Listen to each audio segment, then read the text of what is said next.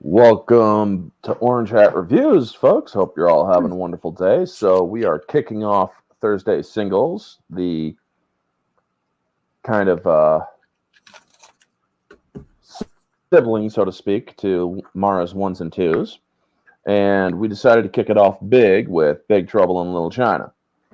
Now, I'm having a lot of lag issues right now. I hope everybody can hear me all right, and hope everything's coming through good. But until the storm moves by, next movie we will, or I will be trying to pull up some of the scenes from the stream or from the movie that we're discussing. But tonight, unfortunately, it's taxing my computer already with a little bit of a storm that's going by. So before we get started, Mara, let everybody know where you're from and whatnot. Give yourself a shameless plug. I go by Mara, but my main channel name is Jade Shadow.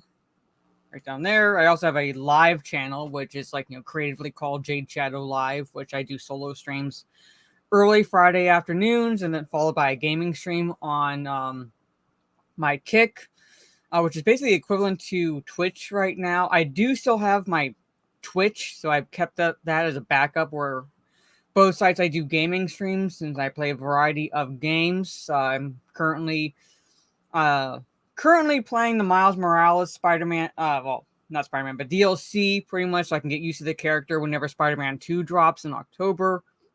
I'm going through the Halo 4 campaign currently. And then I was going to go live playing the Warhammer Space Marine game today, but I was feeling extremely tired, so I decided against that. Tomorrow, I'll figure out what I'm going to play. It's either going to be Skur Ritual, which is supposed to be kind of a semi-COD Zombies-esque game, even though it's hit and miss right now, or just do a chill stream. Pretty much, I've been kind of playing Uno today, just relaxing while I was catching up on some rest since I didn't sleep well last night. But there it is. That's my shameless plug. So we look for videos and streams on all those channels. Alrighty, so let's say hello to the chat. Let me just pull. Alrighty, so we got Gravy D. How are you, Bob? Good to see you, Mara. Or hello, Mara. Little not old basket case on wheels. An orange hat, 10-foot roadblock. Damn straight. Hello, chat. Riker 1776. Storms, I got you coming, and it's gonna be me. Here comes Big Trouble with a capital T. Chewbacca in the rye. The water of fire, a terror in the flesh, a killer for hire. All right. Trey Courtney, good to see you. Good to see you. Hello, Orange and Mara. Sooner or later, I rub everyone the wrong way. Nice Jack Burton line there. Hello, Orange and whoops. Highlighted my own comment there. Steph, send the link.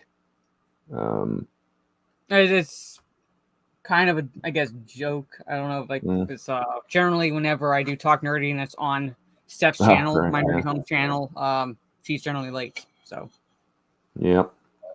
Netcat Media, one of the loyals. How you doing, buddy? Hey there. I haven't seen this movie in literally decades. Yeah. Last time I watched it was when I got before a few days ago was during the mystery review, or I did a mystery review on it. And the time before that was when I got the DVD and was able to watch the audio commentary, which was done in 2001. So, yeah, they kind of gave it away because they mentioned the Writers Guild strike. Mm-hmm. So, yep. Ambassadorial Wing, good to see you. Another one of the loyals. How It Always Begins, very small indeed, Egg Shin. Mm-hmm. And he loves this movie. Yep. A lot of people love this movie. It's a cult classic for a reason. Gravy D. Some of the trivia is it actually tested well when they did in front of test audiences, but 20th Century Fox did not know how to market it, which is why it essentially bombed at the box office. but then became a cult classic through word of mouth afterwards, pretty much. So I'm just wondering, like, how much it would have made if they actually figured out how to promote it prior to the release. Which is funny because it actually has theatrical trailers and TV spots, which is kind of weird. Yeah, so. You know what Jack Burton always says? What the hell? Yeah.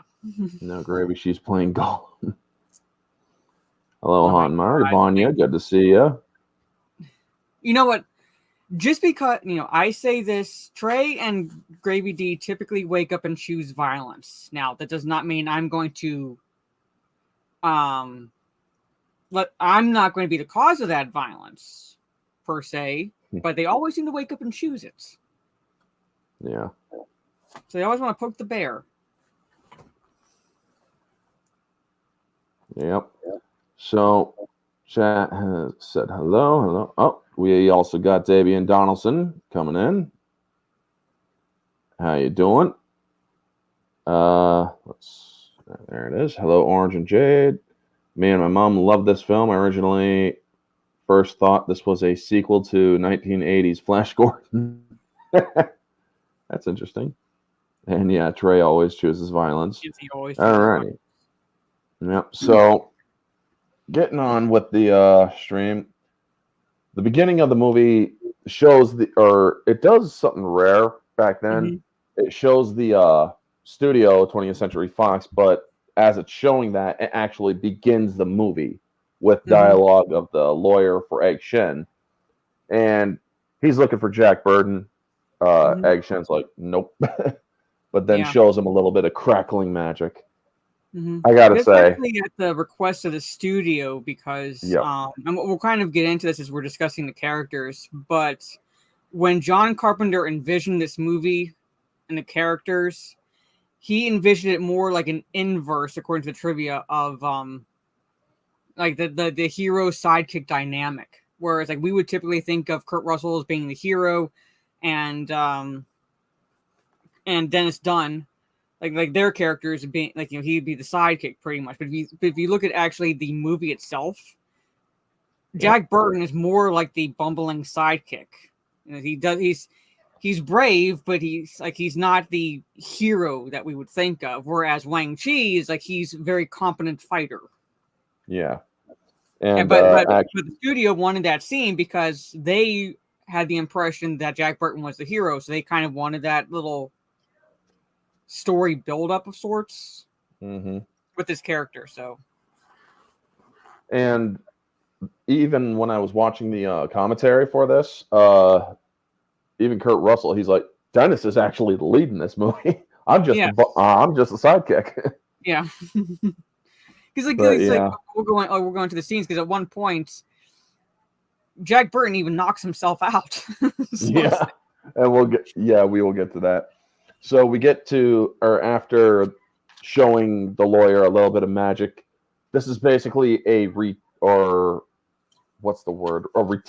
of the events, so to speak. With that scene, you kind of get that idea. So then we get into it with the Pork Chop Express coming down the road, and Jack Burton just giving all sorts of advice to anybody who's listening out there. My favorite one out of it all is like when you got like a 10-foot tall guy with his hand around your neck and your favorite head against the wall, and he asks you, "Have you paid your dues or your dues?" You say, "Yes, sir. The check is in the mail." Yes, it's why I was like saying last night that when the rumors were, and this was like arguably years ago. It's like nothing has come of it. But there had been rumors going around, like speculation, that the studios were looking to remake this film, and they were looking at The Rock in the Jack Burton role. And I'm like, tell me you haven't watched the movie without telling me you haven't watched the movie, because Jack Burton is supposed to be the everyman. He's really not the hero. He's basically thrown into the situation completely out of his depth, but has to step up in a way. And The Rock he's basically the quintessential, as stupid as he is in real life, quintessential looking hero. which would take away from the inverse that John Carpenter had with the characters. Exactly, So because it wouldn't make any sense. The Rock is very much typecast. They tried putting him in an everyday role with San Andreas and those other roles that he played, a helicopter pilot, a guy with one leg and stuff. It just doesn't work. No. So we get into the docks, and I actually that is a great set. Apparently, according to the commentary, the set at the docks was also used in a Janet Jackson music video. So yeah. To Christian Freights, not only did it like for Raiden in Mortal Kombat, but also for Shang Tsung. Lo Pan was inspiration for Shang Tsung in Mortal Kombat. A lot of 80s movies did the or inspired Mortal Kombat. Bloodsport being another one with the Johnny Cage split punch. So like both like the Storms and Lo Pan were like, essentially inspiration for the evil of Mortal Kombat. From this film, this particular film. And Rain, considering one of the three storms, Rain actually does become a character in Mortal Kombat in the later generation.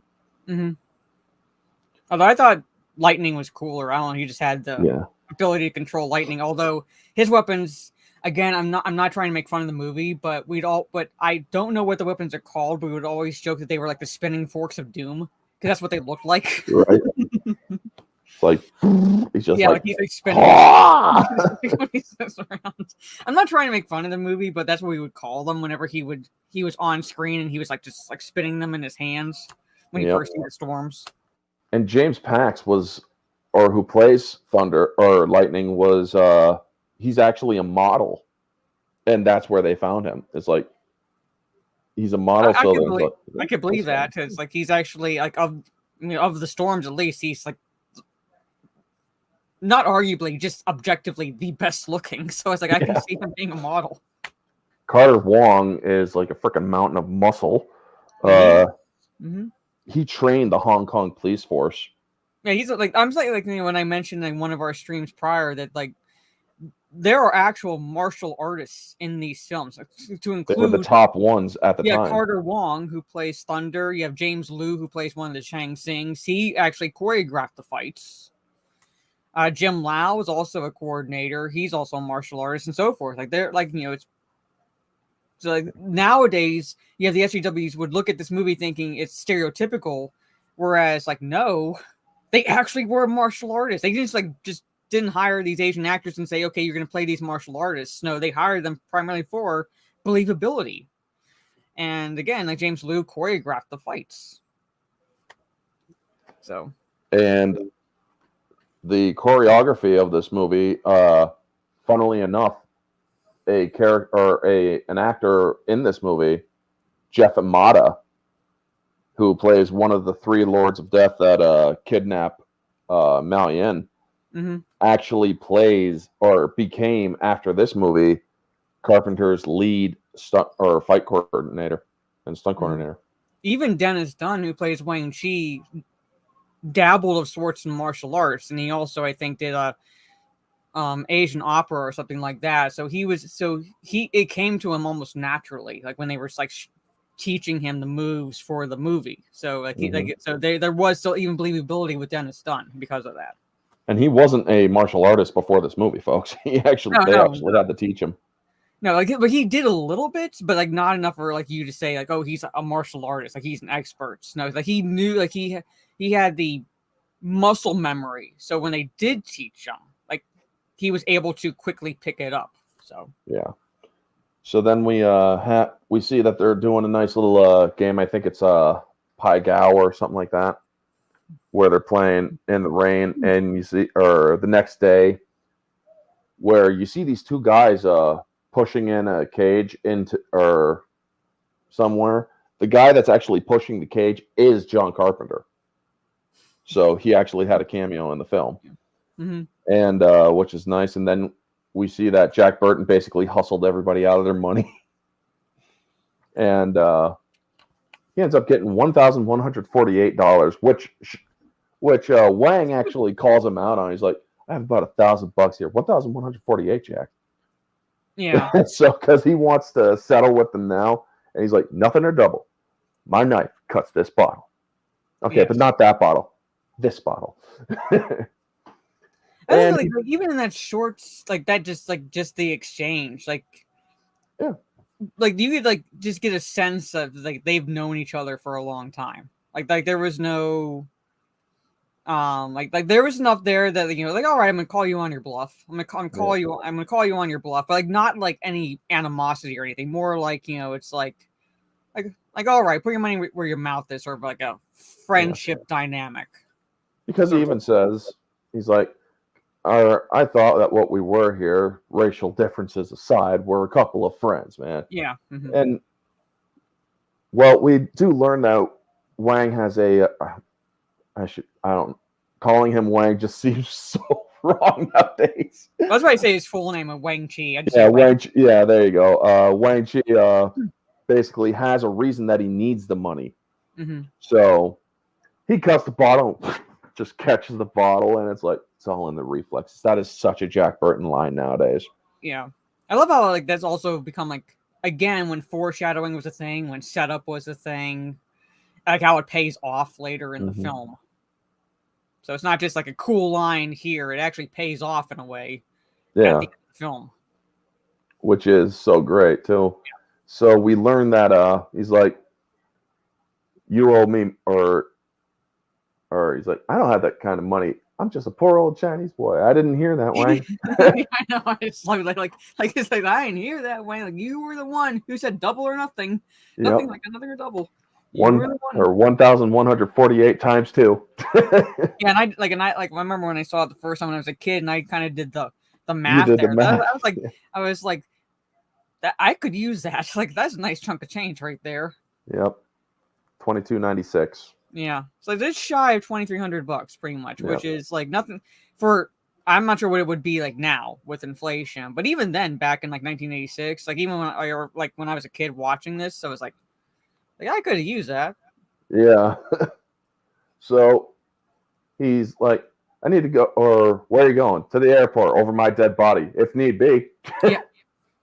Again, it's like there's really no threat. I mean, like Wang Chi is serious. Like he's serious, but at the same time, again, like no real threat. Just like if need be, I need to go pretty much. So yeah. And so he takes him to the airport, and he's talking about how before Jack knew him, he's saving up all of his money. He slept on the floor, saved up every nickel because he loves this girl Mao Yen from Peking, who has the rare or very rare trait in Chinese women, which is green eyes.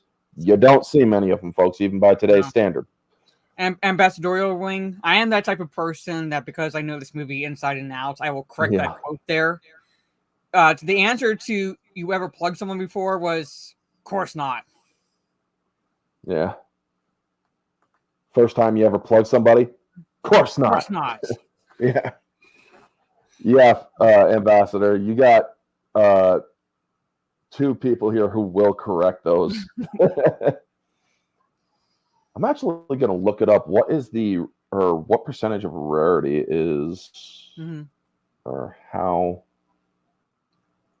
rare is green eyes in Chinese culture? Okay, we'll go there. Are Chinese people with green eyes rare? Yes, extremely rare. Green eyes themselves are rare as it is, and considering Chinese have mostly dominant genetics, green eyes expression is, yeah. So let's just say it's extremely rare. Extremely rare. And, yeah. I'm not sure how rare it is even amongst the apparently Caucasian. I have hazel eyes, but in sunlight you see green. So I actually, to be completely honest, I have brown eyes. My irises are brown. However, the outline of my irises are green, which is kind of odd. It's like, what am I, freaking Caesar from Planet of the Apes. But yeah, beautiful green eyes, like creamy jade. Yep. Yes. And Mara will most definitely correct you. Mm-hmm. It's not out of Yeah. malice, Ambassador. Yeah. Yes. It's Yeah. not out of malice. We're nerds. Yeah. They might be more So common in Latinos. all I need is like whenever I correct someone on the stream for quotes, all I need is like these, so I can just actually. So we get to the airport. He finds or he sees Kim Cattrall, and and I love how Wang Chi is. He's like, you know how rare that is. She has beautiful green eyes. How can you tell? Not her. She's trouble. Mao Yin. It's like, Yes. fucking focus, man. Yes, which is like Wang Chi knows her, like even like Yeah. just that dialogue, you can tell that he knows her, like she's trouble. Yep. Yeah, and Because Kim Cattrall was actually in a Broadway play I read at the same time that she was filming this, and she kind of actually did movies to supplement her theater career. Otherwise, she said if she did straight theater, she would have to waitress to help pay the bills, essentially. So it's kind of like both were basically supplementing the other. Otherwise, if she just stuck with like say theater, which is I think what she preferred, she said she would have to waitress, and she didn't want to do that. Yep. And So the only other movie that I've seen her in from the 80s was Split Second with Rutger Hauer. And she was in Police Academy. Did you see Police Academy? Right. Yep. She was in Police Academy. Mm-hmm. She was in Police Academy. Yeah. Third movie. All right. 3 movies that I've seen her in the 80s. Yeah. And I don't think she took it all off in Police Academy, but she did take it all off in Split Second. So we get to this one woman named Tara who's coming in as an immigrant, and Miao Yin coming in as an immigrant. If you packed your stuff in a box like Miao Yin did in this movie nowadays, folks, you wouldn't get your stuff at an airport. She literally has it taped and rubber banded together. Her stuff. And so, which is like believable, I would imagine, because she's most likely like not bringing everything with. She's only taking enough that she feels like she would need, like basically immediately, and she's personal treasure, like not coming from I would say a rich family, so uses what she has pretty much. And so then the Lords of Death, who bumped into Jack and he wanted to start shit, but Kim Cattrall stops him. That sequence where Jeff Amata is the one that pulls the knife and the butterfly knife and Dar's freaking suppression rod. And I'm like, where'd you get that? He's talking about the knife, but it's more like, where the hell did he get the rod, man? Yeah. Because those are actually illegal in my state. You can't have them. And I'm like, well, that's just not right. But anyway, that flourish that he does causes Tara to get into Kim Cattrall's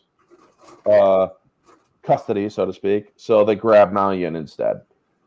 Now, folks, when Jack Burton, after these guys nearly run him and Wang down, and he says, son of a bitch must pay, in the movie that we see, Lords of Death are barely seen after this, except for later in the alley fight. However, an extended cut, he finds him again. And did you actually see the extended ending? No, I did not have time to watch it. So well, we can cover it now because the Lords of Death are only prominent in this bit. Mm-hmm. Right when when she says the light's green, you can go now at the end. And if you pay close attention to Jack Burton, he's actually focusing on something. He's focusing on their car. And he's like, son of a bitch. And they go to the pier to just lounge around. And he literally just drives behind him and shoves them into the frickin' water. Car and all.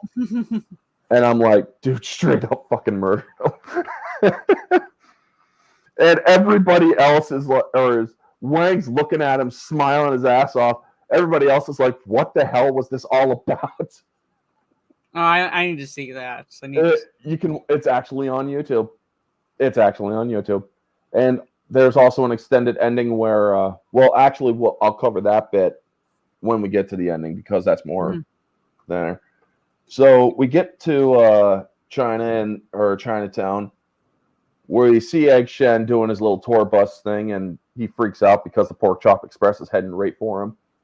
And we get to the Lord's tour bus, I believe, is actually still in operation of sorts. It does tours in around Old Faithful. Oh, nice. Yeah, so I think it's like still in operation today. So yep. So we get the funeral fight.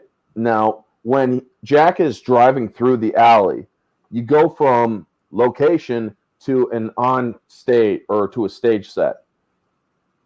And Kurt Russell had to drive that truck. He had to also learn how to drive that on and through that set. And if they panned even a little bit higher, it would have ruined the shots because the sets didn't go any higher. So the cinematography, just knowing that alone is like, God damn, that's actually pretty good. So we get the Fighting Tong and the Chang Sings, who are the good guys, and they're basically doing a funeral procession. Well, these guys, these Sing Dings, Chang Sing, they have enemies, Wing Kong, who wear red turbans. And yep. Now, give your thoughts on that for a minute, because I got to look up the guy with the freaking meat cleaver. What was his damn name? I'm blanking on it because he literally was in the movie we just talked about, Excellent Adventure, because he played Genghis Khan again, an actual martial artist, and what's his name? Again, actual martial artist. He was on the cover of Black Belt, but the one that has the pistols with the pearl handles, the pearl grips. Al Leong, I believe. Yeah. I love how it's literally to use this phrase. It's basically a Mexican standoff. No. It's basically a Mexican standoff. Yeah, I think that's Gerald Okamura. Yes, he's been like some of these actors again who are actually martial artists in real life have been on the front covers of Black Belt magazine. He's one of them. Yeah. He's one of them, and I love how it's just a Mexican standoff, and the music is like kind of like playing in the background, and then just gets silence. And then he just does this. And all he does is he just put his hands down on his pistols, and then this Wayne Kong just steps out of the corner and just starts blasting. Yep. The Chang Sings, killing some, and you have the ones that were it's morbidly funny, but shouldn't be so, but that are carrying the casket. Pull out the rods, which end up they use as weapons during the actual fight scene. The casket falls to the ground, and they're all diving to the side, pretty much. And as there's the Wing Kong are still blasting the they have a sign of the Chang Sing's leader face on it, so they're shooting that up and so forth. They just let it go for a bit, and then silence. And you're waiting, what's going to happen? What's going Al Leong who actually ends the standoff with the scream.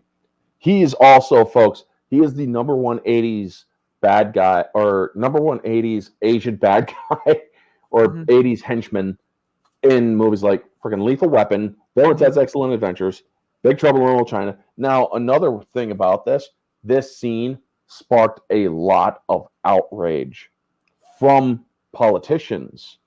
As I was watching the commentary, you learn that Kurt Russell and John Carpenter are actually very much libertarian, but he's like, we actually got a lot of protest from the left or leftist politicians, and they're like, you're a white guy directing a bunch of Asian people in an Asian blockbuster movie. And so to basically ease his conscience, he actually pulls all of the Asian cast together, and he's like, do any of you have any problem with this film?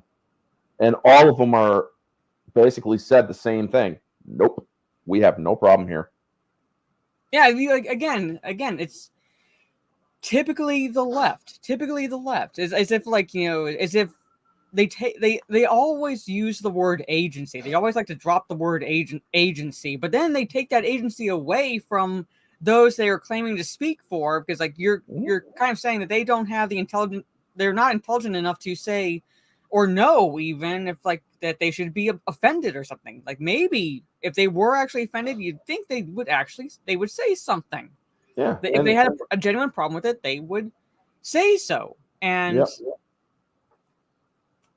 they didn't, which means they didn't have a problem. Yeah, they said this is some of this is actually our mythological culture too. So it blended the actual lore, but like it was basically exaggerated, but it blended actual Chinese lore into the story. And you would think that this movie would be like almost a leftist wet dream, so to speak, because the Asian actors in number dwarf the Caucasian ones. Like, it is a primarily Asian cast, and Wang Chi is essentially the hero. Yep. And so we get the Chinese standoff. Don't make a sound. Well, Ali Yong's character does a huge scream, sending everybody freaking clashing in. You get some for some reason actually scared my little brother. Like he was really young at the time, but that scared I always tease him to this day, but he would have to leave the room because he would know when the scream is supposed to start, and it's like 5 seconds. We're like, okay, you can come back in now. Oh my God. That is hilarious. Because he does let out a pretty good scream. I'm not gonna lie. And you get a lot of these great fights out of this. I mean, they're showing great prosthetic practical effects where you kick the dude and his arm goes up. However, the hand is actually this way. So it's like, oh shit, he just snapped that dude's leg, snapping arms. Again, James Liu, who plays one of Chang Sing's, like he's the primary choreographer in this film. Yeah. So like this fight sequence, at the very least, like you have him to thank for. Like others included, like Jim Lau. Like Jim Lau and James Liu, they're the two main Chang Sings that we see in this film. Yep. But they coordinated a lot of the fight sequences. Yep. And so then while they're all going at it and the Chang Sings are actually winning, well, enter the three storms. And I like the green effect that they have. It's almost like a rippling wave that they come out of. Well, that thunder comes out of, which is Carter Wong. And I'm like, when I was watching this movie as a kid for the first time, I think it was like, I was like 5 or 6. Yeah. And funnily enough, I watched this on a videotape where the movie that was before it was Ernest Goes to Camp. So when they end that one and this one begins, my dad didn't like to record the credits in the movie. So it's just kind of weird how one begins, the other one just, or ends, one begins. But anyway, Carter Wong comes in and I'm like, what the frib? Yeah, he's very muscular. He's actually, like, you believe he's Thunder. Yeah, because this dude is freaking jacked. Yes. He is Carter Wong. Look him up, folks. Quick Google search. You see this dude freaking going like this, and it's like, Bolo Yeung had nothing on this guy. Damn. Yeah, no. Yeah. I mean, I'm almost wondering why they didn't have Bolo Yeung in this movie. Probably would have been a little too long on the nose because he was already in Bloodsport. So maybe. I don't know. Yeah. So, but then we get Peter Kwong, who is Rain, and James Pax, who is Lightning. When Lightning came in, I'm like, cool. I was just like, wow, just eyes lit up, and the digital effects for this was actually pretty damn well for an 80s film. I mean, they spent all of it on the Lightning, pretty much. Because his lightning is living lightning, folks. Yes. When we're at the White Tiger, you actually see his lightning comes down, peels back like a snake, and then strikes downward. Yeah, which is pretty cool. It was almost like a snake, almost like if like almost to me when I was watching it, almost looked like a hand. You know, like when you Yeah. reach down, a hand comes back and then Yep. It's like strikes down yeah, onto the the woman. woman. And I know I shouldn't laugh, but when I was a kid, at least initially, like I couldn't help but like chuckle when she's like flying through that wall. she flies through the wall. Funny thing, there was an accident on set where the wall was not or where the wall was reinforced by accident, and she goes to jump into the wall to go through it, and John Carpenter described it, and he's like, I just heard the thong, and I'm like, and I'm listening to this today, and I'm like, oh my god. I'm trying not to laugh, but he's like, it's hard not to laugh at that shit, you know? I know it comes across like a Looney Tunes Right? story where he's like the thunk. And he's like, are you okay? She's like, yeah, I'm fine. Let's do it. And so they finally got it right, and it's like, oh my god, whoever did that was so fired. Yes. But yeah, you see or he's like, no questions, just drive. Let's go, Jack. Get the heck out of here. And so we see Lopan, who, folks, he says he drives through. It is very clear in this movie that the thing that they had as dressed up as Lopan did not go through that truck. No. It slams. It's like blink and just collapses. Yes. And it's like, oh my god. Now, a lot of people actually speculate that the old man that's watching the Pork Chop Express go through the alley, who turns like this, a lot of people speculate that was Lopan. However, I know I thought it was because it looked like James Hong at least. Yeah, it did. And boy, folks, when you're watching the commentary and learning about James Hong, I am so wondering how this dude has not been canceled yet by the black community. Well, the SJW black community, because during World War II, James Hong made his money by doing blackface on stage acting. And yeah, and a lot of people say, well, or is he he was born in the U.S., which is he's American, he's American born, Chinese American. So he's been in quite a bit. I remember seeing him like in one of his early roles on like the Perry Mason series, I believe. So he's been around for a while. Oh yeah, he got his big break in I think the 60s, and he's been in shows like Perry Mason, Diagnosis Murder, Matlock, I believe. Also, he's been in a lot of them, and I do like that. Oh, excuse me, I got the hiccups for some weird reason. I don't know why, but he turns around. And that light, man, when he just starts going eyes and mouth to frickin' Kurt Russell. Yes, I know that sounds weird. Yeah, that creeped me out when I initially. Yeah, when I saw, I'm like, what? I'm a 5-year-old watching this in 1990, and I'm like, what? Yes. Because I'm kind of just wondering what the heck is going on, and so they have to get out of there, and they run into, well, the Lords of Death with the car there, the three guys from the car. It's like, hey, Wang Chi, you looking for us? I love the fact that they like, hey, Wang Chi, looking for us? Like they know your name. They know your name. That's not good. So then they go out and hide, and they also see that the three storms are mopping up pretty much. Yes. And he then learns that they're the three storms, and he's just wondering what the hell is going on. I mean, Jack Burton is lost as hell.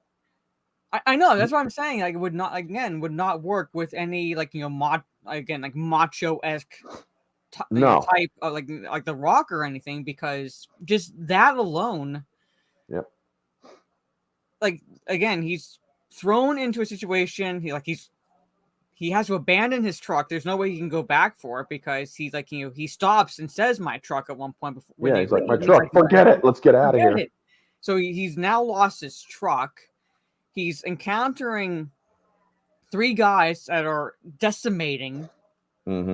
a big, like, a nice size group of like actual like martial arts. 20 He's to 30 witnessed people. fighters pretty much. Like they're like 3 taking on how many?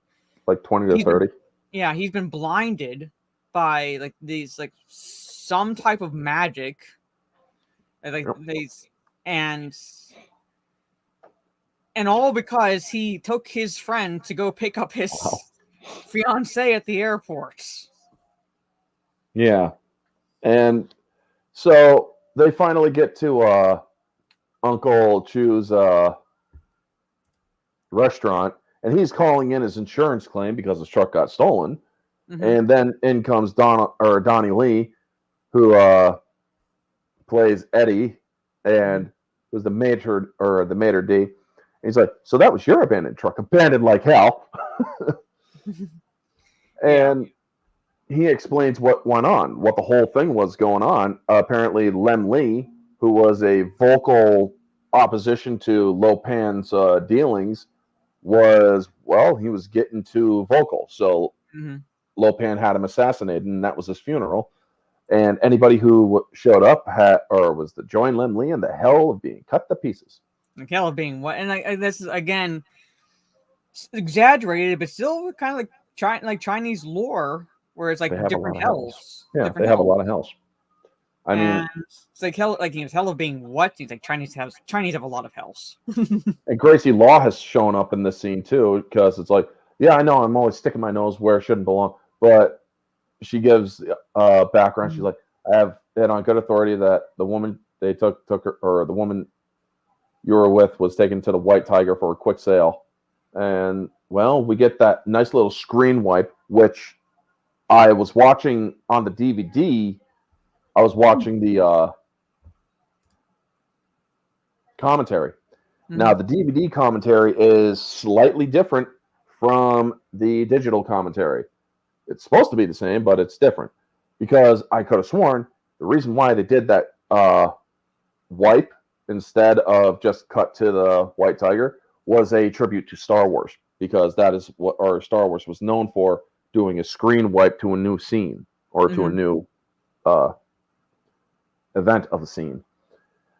So we get to the White Tiger. Let me see. Did I have anything on here? I absolutely love how they're setting up for them. And he's like, or you got to make him drop the guard. I will. Okay, I'll try. Things look stupid. He does. And he comes in, man, looking like the dumbest freaking rich sleaze. I mean, he looks like he has an uneven tooth even. And he's like, the White Tiger? Oh, yeah. Just a minute, please. And it's raining cats and dogs, man. He's just throwing his voice a little bit. Just like almost like quintessential 80s yuppie. Yeah. Coming into the White Tiger. Yeah. Or like he's like, see like this woman going like, oh my God, like your type again. She's like, what the hell? Yes. Where'd this dude come from? Mrs. O'Toole, she's like, she just looks him down and up. It's like, where the hell did this guy come from? Yeah. And so then another woman comes in, cash or charge. Oh, cash, I guess. It's not deductible, is it? Which technically it isn't. So, yeah. Yes. And so he's looking, or he's actually a nice thing. He's like, I wish these are in colors, because what I'm really in the mood for is a girl with green eyes.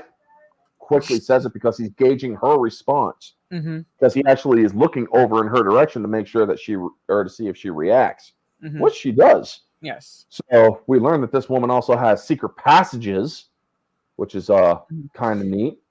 And it also kind of says that, I mean, we can't say for sure. We can only really speculate because we don't see Mrs. O'Toole's reaction. But like she says, Chinese girls do not come with green eyes, which says either that she's good at having she has a good poker face, or that she's not in on it. She doesn't know. So she's front for the front. Yes. Yeah. Well, turns out that the three storms show up there, and we also get introduced in this scene, a small introduction to another character, which was Kate Burton, or played by Kate Burton, who plays a reporter looking for a big scoop, which she gets. And well, the three storms come in. Rain and thunder are in front of Jack Burton, while lightning is uh, blasting a woman through a wall and taking Mao Yin. Mm-hmm. And I love how Kurt just goes up to Rain, just punches him, and he's just like, and then goes again. Yeah, I think he punches him like at Twice. least at least two, I was gonna say at least 2 times. And after the second time, he was like, he just kind of He's smiles, like, just like yeah, nod, like, like yeah. he knows what's Boom. going to happen. He He like just gets has an idea of what's launched. going to happen. Yeah, he's like, oh shit. Boom. Just or he just kicks him with both of his feet, just launches him out. And Yeah. I mean, I just love how he reacts. It's like, and it's like, yeah, I just gave this dude my hardest hits, and this Yeah. dude didn't even flinch. Nope. So after Not only didn't flinch, but just like stared him down, like didn't even blink. yeah, it's like, really, okay, Yeah. my turn. Yeah. Just swap. It like reminds yeah. me of like it reminds me of like the way you said it almost reminds me of like even though Lost Boys came out after this, the whole my turn situation where it's like because like when the vampires are fighting at the end and then you have Kiefer Sutherland going my turn. That's what it felt like. So we then see her, and I also love when they come through the ceiling. The ceiling is ripped up. Mm-hmm. Not really done a lot in movies where the ceiling gets ripped up because these are storms, which actually is very fitting that the ceilings would actually be ripped up because in a storm, it's ripping up everything. Mm-hmm. So that is a very nice detail. And then you see lightning just go across like this freaking lightning zip line. And Kurt Russell in the next scene, he had to shoot all those scenes first because he had a temperature of 105 and he just wasn't doing all so well. Yeah, he got like a really bad case of the flu or something like that. Yeah. So when he's sweating, that's not like him being wet from like the rain or something like that. Like he's actually perspiring in that scene because like of his temperature. And we learned that during this time there was the writer strike they were talking about the writer strike from 2001, which was interesting. So it's like, when was this thing done? And also Kurt Russell said he was turning 50 that year. So it's like, so I asked my Echo, I'm like, when is Kurt Russell, or how old is Kurt Russell? He's going to be 72 now, or this year. It's like, holy shit, man. He is old. But, so he's like, they're explaining everything that's going on, and he's like, I'm a reasonable guy who's just seen some unreasonable things. So, and he's like, but I would like to know what the hell's going on here. Depends on what you look at. Again, like, I'm a reasonable guy who's just experienced some very unreasonable things. Yeah. And I love how Gracie Law is like, it depends on how you look at it. And he's like, that's my reaction would be his too. It's like, the hell it does. Yeah, I know, right? And it's like, how else is there? How else is there to look at this situation? I mean, is this shit common? I know. It's like the way she says it. It's like. I mean, it's like, is this shit commonly happening in freaking San Francisco and nobody fucking knows? or it's so commonplace that you all like you don't even blink when it happens. It's like, Lopan's at it again. Like is that common? My brother and I had a Toy Tech 9 that looked exactly like Jack Burton, the good old days of toys, and we fought endlessly over it. Damn, that's awesome. And hello to Miss Martin Muses. I saw you up there in the chat. Thank you for stopping by. It's always a pleasure. No, I'm pretty sure I clicked on her thing to be shown, but yeah. But anyway. Wrong sometimes. Yeah.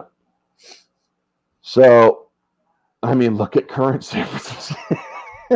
Which is not far off. There was actually to kind of segue. My mom's sister called her, so they were having kind of like a conversation, and they started reminiscing about the good old days, essentially, and how like both the town where my mom grew up and the town where my dad grew up used to be basically essentially thriving, and now are Democrats run cesspools. Yeah. But when my mom was growing up, the person running the town she lived in actually was part of the mob. So so she's like, it's kind of, they were like joking, like, it was kind of sad where it's like you reminisce about the good old days and how the mob used to, it used to be better under the mob. Right. Because mob was actually organized crime and they kept out all the disorganized crime. Yes. Just an example, this is like before I was born, but my aunt like was involved with a guy who was kind of abusive towards her and actually left her with like a lot of debts. He just up and abandoned her one day, just left her with a lot of debts. And my Situ, my grandmother, was talking with one of the local business owners about it, because like the guy was known around the area that my aunt used to date, and the business owner was like, "You should have said something at the time. For $50, we could have made it permanently go away." Oh my like, God! actually right out said that to her. For $50, we could have taken care of the problem permanently. Holy shit!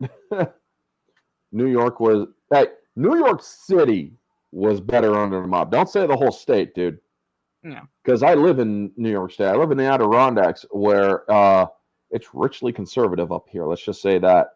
And unfortunately, or what a lot of people don't. Sorry to say it, get into this, folks, but what a lot of people don't realize is the cities, the major population centers, are very blue. Mm-hmm. Where you look at or other areas, rurals and suburbs and whatnot, very red. When Molinaro ran against Cuomo, Molinaro won 95% of the state, land-wise. But he lost because New York City went to Cuomo, and so did Buffalo, Syracuse. It's and basically Albany. the same in my state, where if you actually look at it, a lot of the blue is around the major cities. Yeah. So because we also had a problem with the mob up here there's literally a place that is a desolate building because it's cursed. Everybody feels it's cursed because the mob came looking for a guy that was in Witsec who was running a business there as a gas station. Then it turned into a hair drying place or hair salon that went under, and then it turned into a restaurant that went under. All throughout the years, it's a failing business land, and it's just pure curse. Yeah, and it's like nobody will freaking buy it. Yeah. So we then have another good quote. It's like, or if we're not back by dawn, call the president, because Wang, Chi, and Burton are going to the Wing Kong exchange to get Mao Yan back because now they know that Lo Pan has her. And I love how they go in. It's like total concentration. You ready, Jack? I was born ready. And they come in as a couple of phone guys. And I love hey, phone. Yeah, you have like Jack Burton, like, you know, it's like he's just like one line after another. That doesn't even let the guys at the front desk respond, and like Wang Chi's like interpreting for him. So it's like, you know, like looking for the main power lines, probably through there, and like he just like heads out, like doesn't even wait. Have a good night, Davian. It's always a pleasure to see you in the chat, dude. Because I know you're overseas. You're like 6 or 7 hours ahead. So have a good night. And just catch the replay, bub. So we then see them getting down, and he's like, what does that say? And he says it in Chinese, and he's like, hell of boiling oil. And he's like, are you kidding me? Yeah, just keep out. I just love that. So that's 2 hells, cut to pieces, and boiling oil. Boiling oil. And they get into, or they find an elevator. And during this scene, Kim Cattrall finally meets Egg Shen, who starts talking about Lo Pan he's the local authority on Lo Pan, whom we know he's basically been at war with for 2,000 years. So I'm like, they don't really go into the background of Egg Shen. But but you or, know that or at this the very man, least, his family's been at war with Lopan for like yeah, generations. Because we really don't know much about Egg Shen, but he is pretty much the local expert. Not only the local expert, but he is the one who is pretty much able to combat, take on Lopan. And because it's like, is this dude immortal? Because the way that they talk about each other and talk to each other when they actually go up against each other with their magical video game, because I swear to God, going like this and going like this. Yeah, when Lopan does this. Yeah, I'm like, is this a video game? Yeah, like it literally looks like a video game. Like Egg Shen is like holding his he's like, when we get to the fight, he's holding like something from the 6-demon bag. A warding stone, yeah. Yeah. And Lopan is doing this, controlling his character. So it's with like, his fingernails. again, Mortal Kombat, fight. Yeah, but it's like peasant man. You never could beat me, Egg Shen. It's like, yeah, it's like, again, we don't know a lot about him, so we can only speculate that at the very least, that Egg Shen has stood against him for most of Egg Shen's life. And we don't know how old Egg Shen is, but at the very least, that Egg Shen has like stood against him for most of his life. But we know Lopan is 2,000 years old at least. Because I'm looking it up. I'm looking. Frequently asked questions. Lopan loses both his pale and flash bone. It's like, well, I asked if Egg Shen was immortal. Come on, Google, get it with it. They can't even answer. All right. Does this mean is just a normal human? I'm not certain. There's speculation that he's not just a normal human. But they have. Oh no, that's Lopan. Never mind. But I'm guessing maybe reincarnation. Something along those lines, like that the Egg Shen is like, I guess because we don't know, we can only assume. But I would like imagine like probably either his family has essentially stood against Lopan for generations, or as you said, possibly reincarnation, which would go along with the generations of standing against Lopan. Just with the reincarnation element. And also Chinese, a lot of ancient Chinese culture, reincarnation is a very big thing, shall we say. So yeah, China and Japan both have a reincarnation thing in their cultures that is very heavily believed in, shall we say. So they're discussing that while Wang and Jack are in an elevator, and it starts filling up with water. You see? You think they'd just let us waltz in like the wind? Yeah, I thought that was your whole point. I just love. I love it. I thought that was your whole damn point. It's like, this is salt water, Wang. Hey, get your truck back. I'll buy a new one. Yes. So they end up in the hell of the upside down sinners. Yes. And let me tell you something, folks. As a 5-year-old, I would have beat Usain Bolt's record because I was running out of that room so fast. Yeah, it was. I mean, I think I was a bit older when I watched it, but it was still unnerving. Because I'm like, what the, still a kid. Yeah. Like in my mind, I was like, what the fuck are those things? Because the last one that actually sets Kurt Russell to go up out of the water actually opened its mouth. Yes. And I'm like, ugh. I'm a 5-year-old running out of that room. My dad's like, what's going on? I just couldn't. I couldn't even talk. I couldn't even talk. Yeah. I mean, folks, when I was 4, I watched frickin' Silver Bullet and Fright Night for the first time. I watched frickin' this movie when I'm 5, and I'm running out of there from the hell of upside down sinners. I've seen werewolves. I've seen vampires. Dead bodies? No. It just, yeah, I was out of there. So, Jack Burton and Wang are captured. And I love this scene with the balls. I should not hold my hand up and talk about balls. Yes. But anyway, Rain is, I can't say that either. Jeez. Let's just say that he's torturing Jack, okay, with these red balls. Mm-hmm. And I just can't say how he's doing it. because it would just sound fucking. They totally disappear. wrong. Oh, we know. Like they just. Yeah, he's using wind to send the balls into him, so to speak. But yeah. Oh my god, this is what I get caught or I get busted on this shit too many times, man. Especially during Infinity Saga Sundays. Yeah. But yeah, anyway, he's like, come on in here and fight like a man.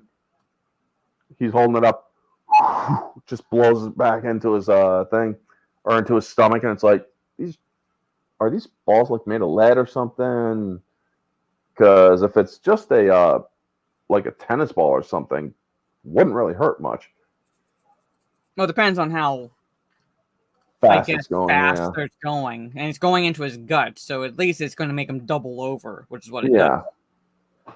And so then they tie him up into old school wheelchairs because, folks, believe me, when I was 27, there was a wheelchair that my aunt had. I actually tried to tip one. Never works nowadays with the metal ones. Wooden ones flip over. Mm-hmm. But the old Lopan sequence. The old Lopan sequence, folks, I gotta say, is freaking hilarious. Mm-hmm. Yeah, I don't think James Hong liked the old man makeup. He didn't. It was very tight on his face, but he made it work. And it's like, we're looking for David Lopan. Huh? David Lopan? Then you have succeeded, Mr. Burton. Like, what? You? I don't get this at all. Shut up, Mr. Burton. You're not placed on this world to get it. So it was just freaking hilarious. Yes. James Hong just really let it rip, man. Yeah. And he explains that he's looking for a certain girl with green eyes, and I will marry her. And my curse will be lifted. And you can rule the universe from beyond the grave. Indeed. Or check into a Psycho Award, whichever comes first, huh? I turned that into a GIF. Yeah. It's like, Jack, what? I'm supposed to buy this shit 2,000 years and you can't find one broad to fit the bill? Come on, Dave, you must be doing something wrong. There have been others. There always are. But, I mean, this is so freaking... I love how because there's another hell that he mentions. He's like, Mr. Burton, if you have any influence over your youthful friend, I suggest you exert it now. Otherwise, I will have you both carted off to the hell where people are skinned alive. It is that simple, understand? So, like, now there's, like, 4 hells. Yep. He's like, are you crazy? Insane? Is that your problem? Are you crazy? Is that your problem? No, he means it, Jack. It's like, yeah. My problem. Yeah. A warrior king wrapped up in this old man's crippled body. It's like, damn, dude. So he then sees them and he's like, who are these? Friends of yours? Oh, this really pisses me off, but no end. I love that line. I get a kick out of it where he's like, this really pisses me off to no end. I'm going to turn it into a meme. Or a GIF, rather. Yeah. I'm going to be turning it into a GIF. Because this movie is also extremely GIFable and memeable, folks. Mm-hmm. So then Carter Wong, you learn, does not speak English very well. He only had one English-speaking line in this movie where he tells Eddie, Kim, and the other one, I can help you, because they're trying to get in there. Mm-hmm. Well, they get knocked out now, folks, they get knocked out from gas in the elevator, which somehow other humans are able to breathe, but whatever. And I also like it because these were female martial artists. This movie has men fighting women. And it's very progressive. Let's just say that. And the women get their asses kicked. But they get their asses kicked, but they also give as well as they can take, pretty much. Oh, they put up a good fight. Hold their own for a while. Yep. And we also learned that there's another hell of the Holy Dragon. So that's what, like 4 or 5? Yeah, about 5. So, and I absolutely love that because Kurt Russell's stunt double, who he's worked with his entire life, essentially, is nicknamed Warlock. So the people or the stunt where he is going or where after they broke out of there because I forgot to go about that where they bust out of there. That scene or that hallway what that goes downhill supposedly is actually flat. It's a false perspective. And when he stops and manages to wheel himself out of that well, which is also Warlock from the back, right, or ripping that thing up or pushing it up. But that was also a first perspective well, which it was only like 4 or 5 feet under him. That was not like a cavernous 30 feet or whatever. So yeah, imagine that, folks. You're looking down at that well. You couldn't tell that it was 5 feet, not even. But they did a great job because it was just flat. And well, one part of it ruins it because these guards all go flying when Jack Burton's going backward. But yeah, that was flat, and they actually tilted the set like this much to make it look like it was going downhill. So that was pretty cool. And also, we get a idea that there's something about Thunder where he could puff himself up like a freaking blowfish or a pufferfish, because he's like, "Don't make me kill you, big guy." Come on, Jack. How? Yes. And he's like, "Whoa." Because also when freaking Thunder just lifts up Wang Chi like this, and it's like, something tells me he didn't need to use strings because that dude is jacked. Again. Yeah. But yeah, the trading of the guns, he's like, "I'll trade you," and then he trades or he takes the shotgun from Eddie because he's like, "Give me that, and you take that." I mean, if you look at Dennis Dunn trading with Eddie, it's like, oh my God, he did it out of pure spite because he didn't want the little pistol. Yeah, I know. Like, here, I'll trade you. Yeah. And then Wang Chi looks at the pistol and just grabs the shotgun out of Eddie's hand, like gives him the pistol. Like, doesn't even bother to ask him. Just give me that. You take this. It's like, yeah, I'd be pissed off too because I don't want no cheesy fucking 38 snub.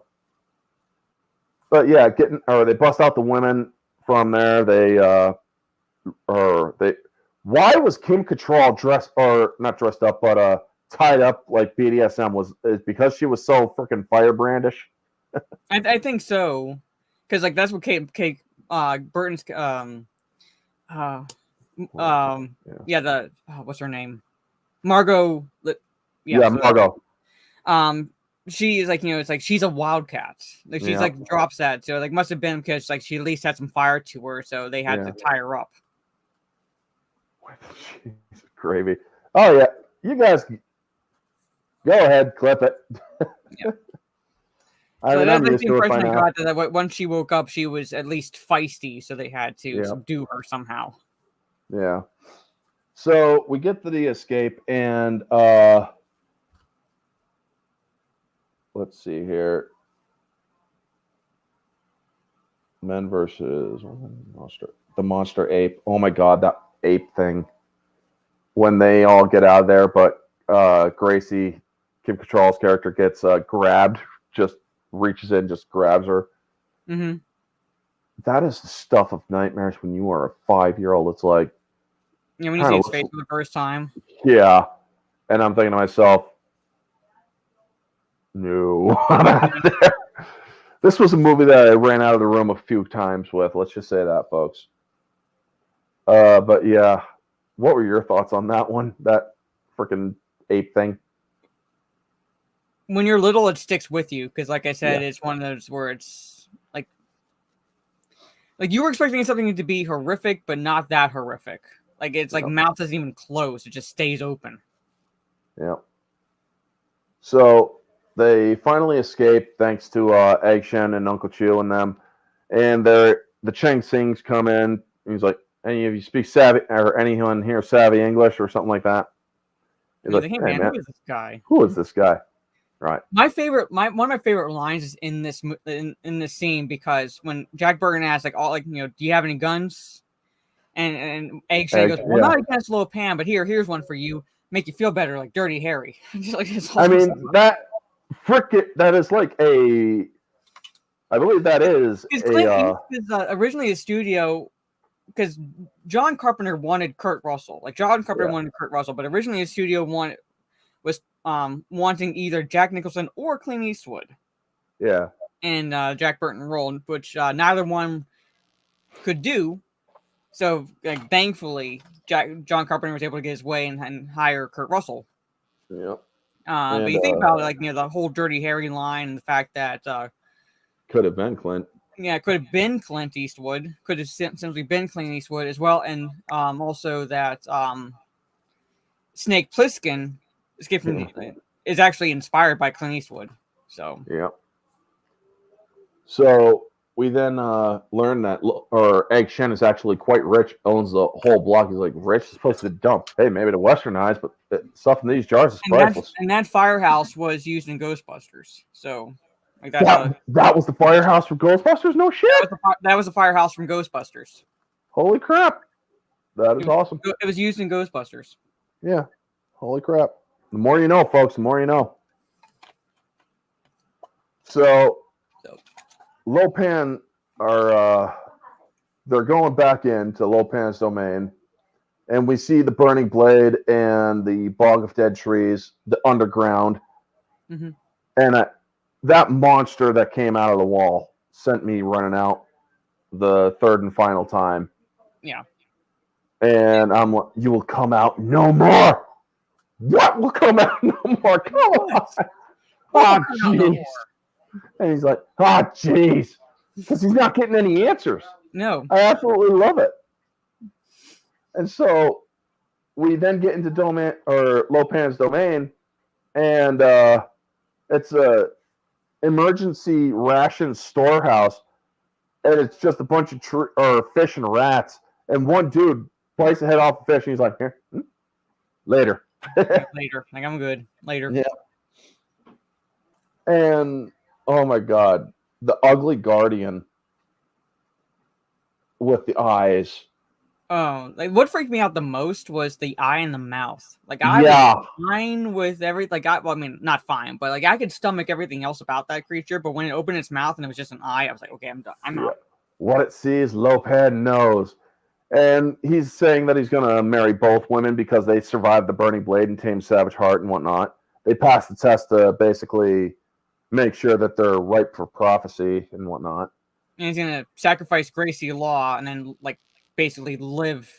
Yeah, because like basically sticking it to both Jack Burton and Wang Chi. Yep. So basically, the problem with Lopan, he was cursed with either no flesh or low flesh, depending on how you hear it. And he needs a woman with green eyes to marry her to appease his deity Shingdai, but also to keep or to gain his flesh was to marry her to appease Shingdai. But in order to stay flesh and blood, he needs to sacrifice her to appease the emperor who cursed him, who's long dead. So it's like, well, fuck that dude. Why would I care? You know? But hey, Chinese curses are very long lasting. Yes. So he plans on doing it. Now, the wedding, the taking the medicine before the wedding, it was liquid nitrogen if you look at those cups. Because when he's talking about it, you actually see one of the cups is actually starting to freeze. So we also get the great line, here's to America's colors, or here's to the Army and Navy and the battles they have won. Here's to America's colors, the colors that never run. And may the wings of liberty never lose a feather. Yeah. Which I also turned into a meme, folks. And so they all get into this elevator, and they're all high as fuck. And then he notices one dude puts his hand on Egg's shoulder, and he's like, it's getting hot in here. Like they're all like, nodding and smiling, and they're doing the Chang Sing symbol, and Egg Shen just looks up and goes, just smiles and like just. But okay, I'm used to this shit. You guys are a little awkward. Like it's getting hot. It's just me. It's like getting hot in here. So we're at the wedding now, and when he's actually jabbing that needle into Susie Pie's arm, the second cut to where it's showing it before he checks his arm, you can see her wincing and trying to pull away a little bit, which is, it's like, okay, that's a little too much, man. Yeah. So then we see the Guardian signals him, and he's like, James Hong like thought that like that would be his like final scene of actually like being able to act, because he originally wasn't supposed to go down that escalator. yeah. Like, you know, it's like, but like it absolutely had to be shot, and so he's standing on these like 12-inch platforms to make him taller, to make him look 7 feet. Yeah, and because he's only 5'11". escalator is like very narrow, so he's like standing. He says like he looks like he's composed, but James Hong said I was like freaking out the entire time, like the entire ride down this escalator, because he's like any moment he thought that he would like fall, and that would be at the end of his career. Yeah. If not the end of his life, pretty much, but like the end of his career, because he was that scared going down the escalator. Yep. And I mean, this whole scene where they finally have, or where they have the other Chinese standoff, and Jack Burton, he's like, ha ha ha ha, shoots the gun and just shoots a bunch of rocks and knocks himself out. Yeah. So they're all running, and you see like Jack Burton is splayed out on the back. Spread eagle. Yeah. I'm thinking to myself, oh dear.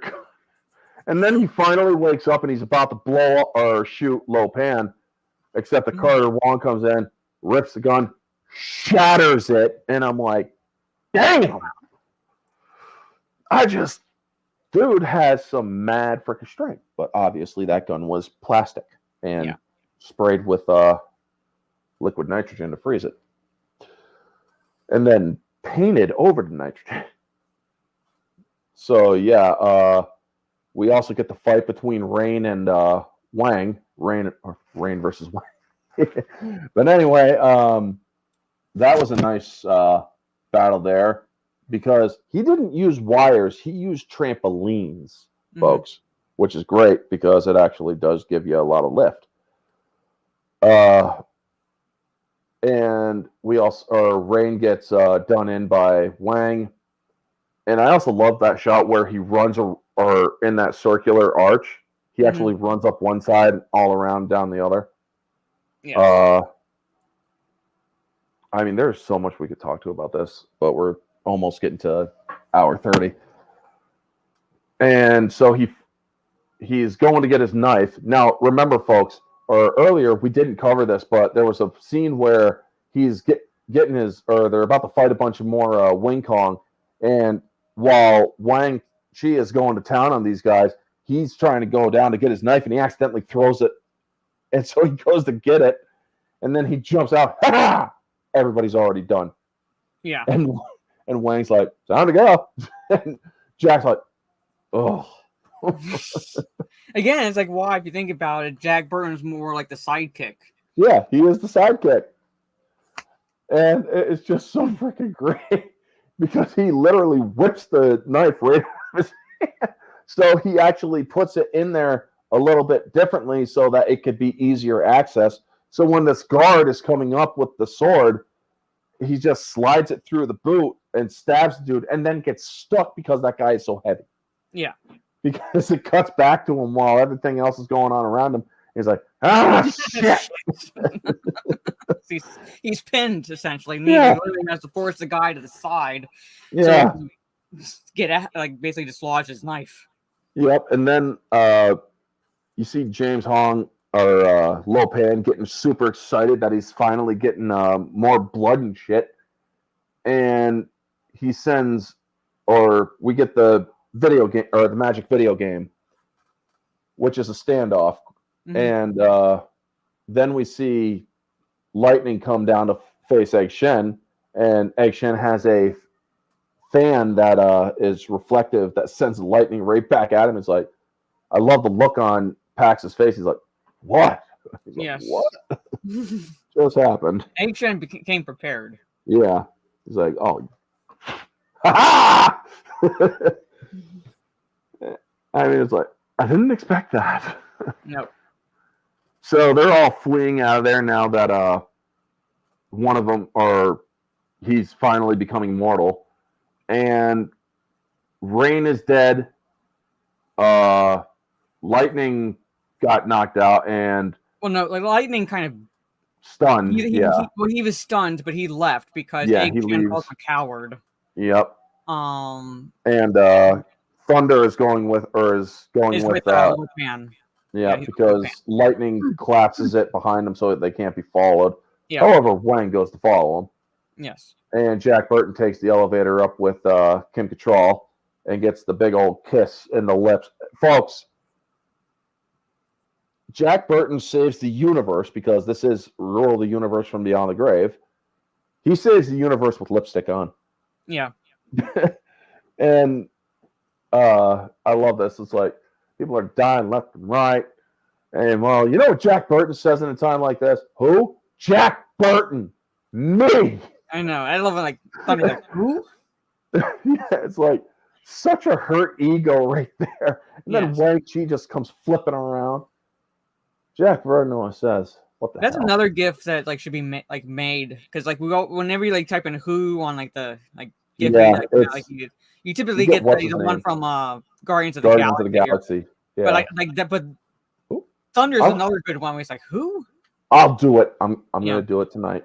Like that needs to be like a GIF, just like the expression on Carter Wong's face. He's like, yeah, who? Yeah.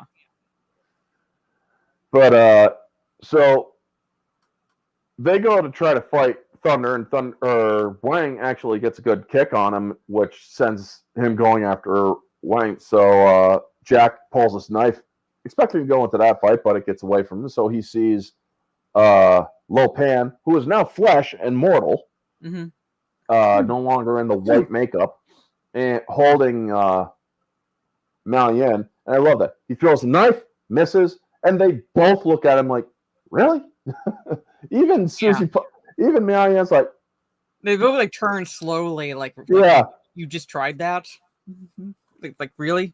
And here's the thing, that was his biggest mistake.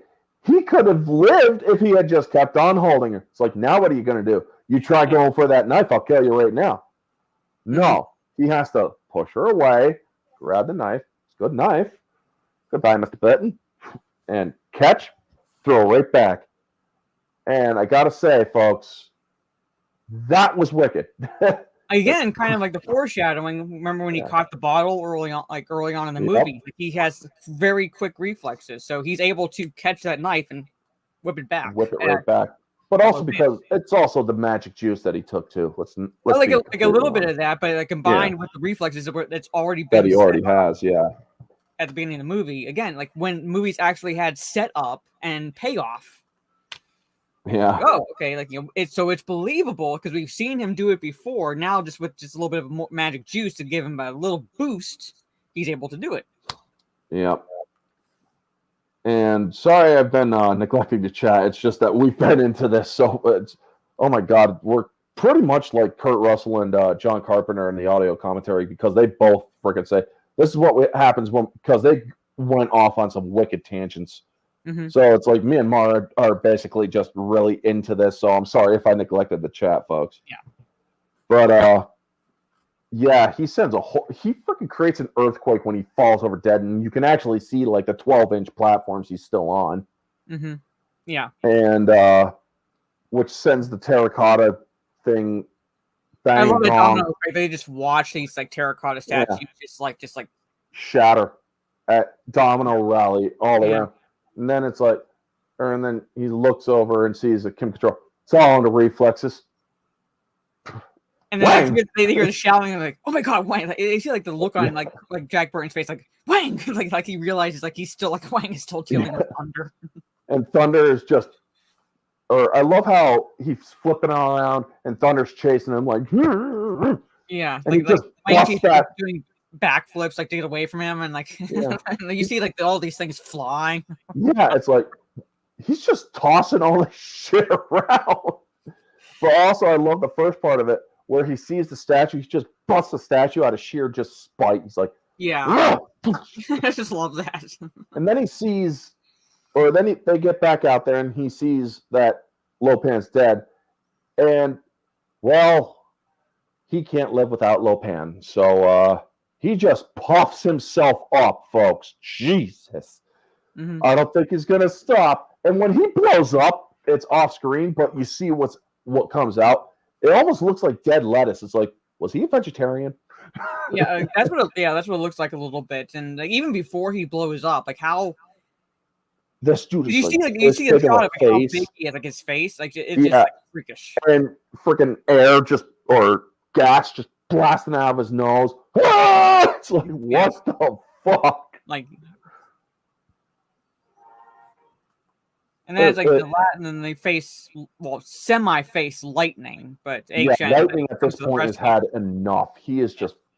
Also, they were extremely worried about the wicker hat he was wearing because he blasts the thing above him, which comes down and it's on fire. Yeah. So then thank God for the stunt crew and the set crew and whatnot. But yeah, at this point, he has just had enough. He's walking toward him, lightning crackling, and they end up escaping out. And then Egg is up there with with a little grapple and wire thing. And so Lightning gets up going after Wang Chi, but Egg Shen topples him with a statue, and they all get out of there.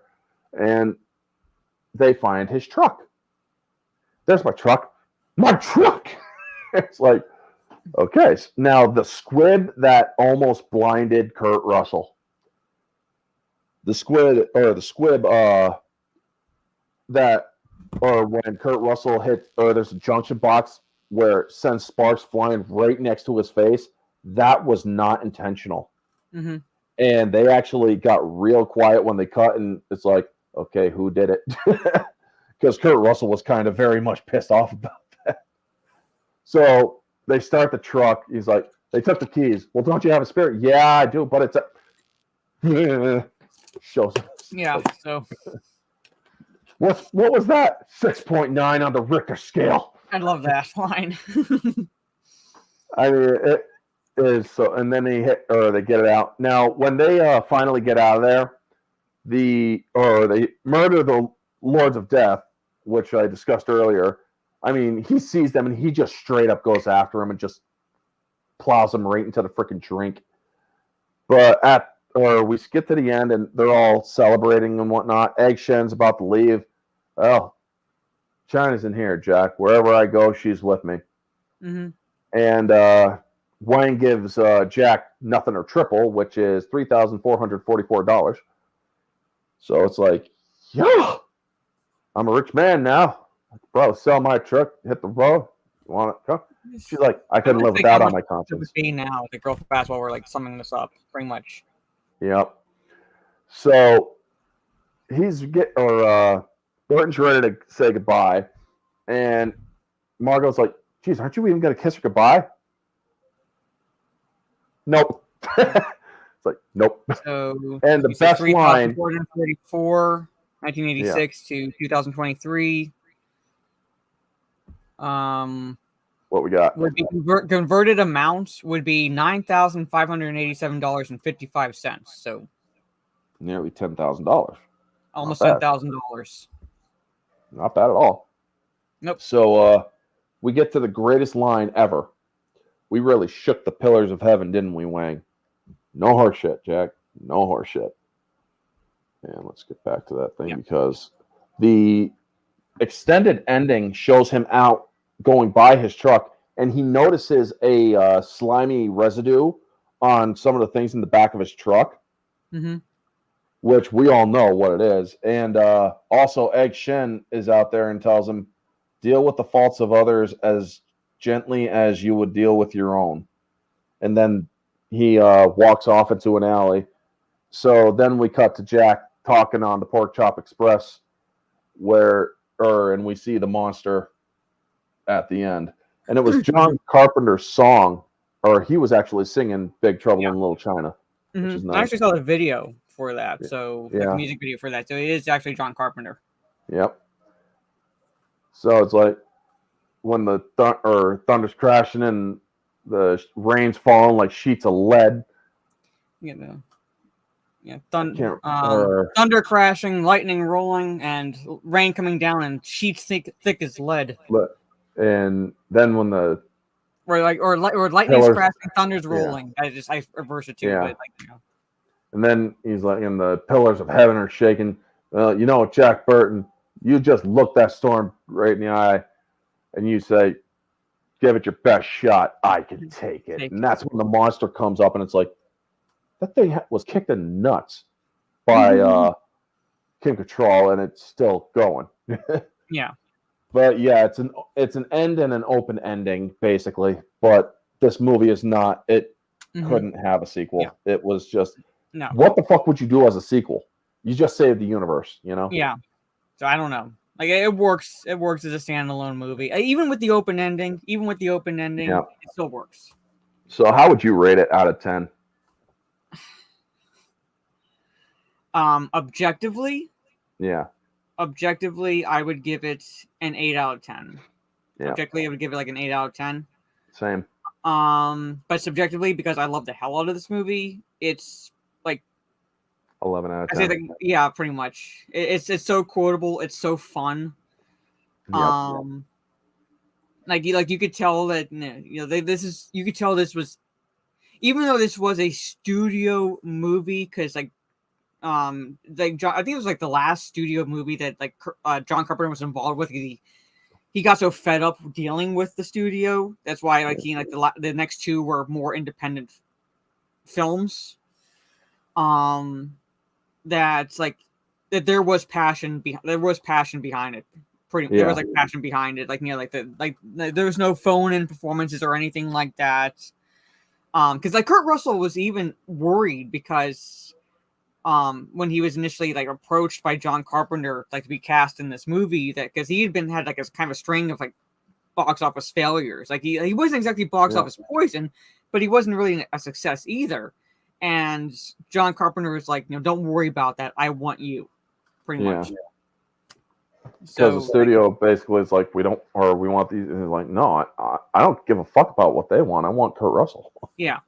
So like, I'm like thankful because I cannot picture Jack Nicholson or Clint Eastwood in this role. Pretty much, I'm thankful that like basically fates intervened of sorts, pretty much, and John Carpenter got his way and was able to cast Kurt Russell in this role. And it relaunched Kurt's career too. Yeah. Because Kurt Russell was actually a Disney kid. Mm-hmm.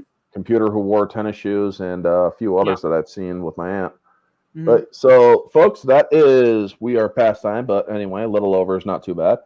That is Thursday Singles. Before we go, Mara, give yourself another shameless plug before we go.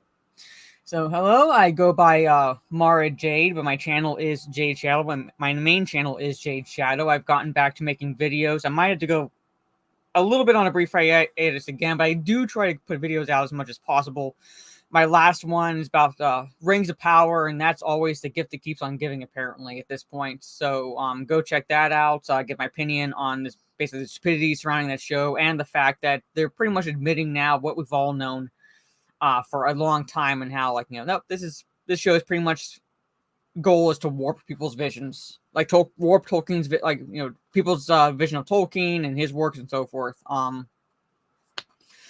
Tomorrow I'll be live on my live YouTube channel, Jade Shadow Live, where I basically just hang out with the chat and go through articles. Unfortunately, it's pop culture cringe. Can't seem to get away from that. But I go through a couple articles and then I go do a gaming stream right after that. So come check that out. I'll be live on Kick tomorrow for the gaming stream.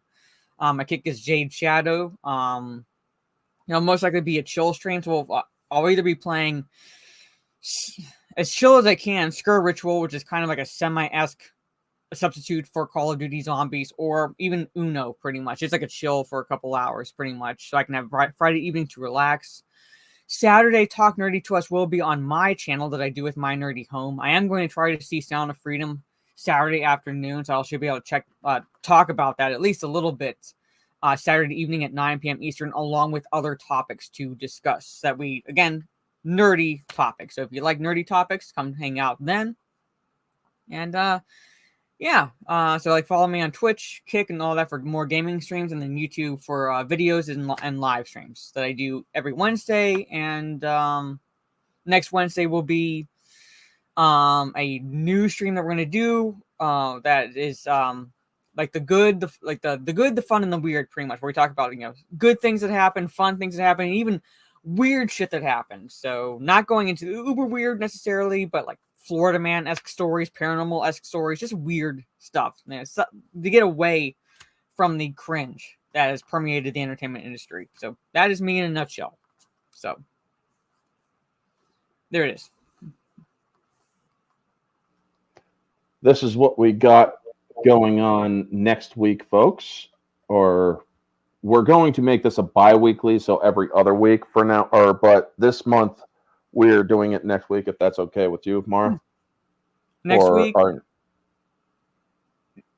Yeah, it should be. It should work. It should work. Right. I'd have to do, like I said, well, depending on how I feel, if I do a gaming stream, it'd have to be in the afternoon, but it'll be fine. I just have to move stuff around. But yeah, I plan on turning singles into a bi-weekly every other week in the middle of each month. But this month we'll do because I also got stuff going on in the later weeks. But yeah, next singles is Highlander, because we do not talk about Highlander 2. However, Final Dimension wasn't that bad. So yeah, folks. Also, you could sub, or if you're new to my channel, sub to Orange Hat Reviews, sub to Mara's Jade Shadow channel and her live channel and her Kick and Twitch. For me, I have upcoming is Infinity Saga Sunday. We're talking Doctor Strange with my Hat crew. Next week's mystery review is going to be, well, the hint rather, is going to be a movie that predicted the future. And if you know it, don't spoil it. And yeah, then the next week we'll also have Thursday single with Highlander. There could be only one, folks. Anyway, Mara, thank you so much for coming on. And you're welcome. Everybody else, thank you so much to Trey, Gravy D, Fuck Norris, Jaluk. Let's see here. I always go through them all. Gigawatt, Davian Donaldson. Let's see. Vanya, Stieg. Let's see. Stop buffering. Ambassador. And there was a Darth Gutierrez. Let's see here. Our artist at Stieg. Christian Freights, Riker. And there should be a couple others. Netcat Media. And that is all.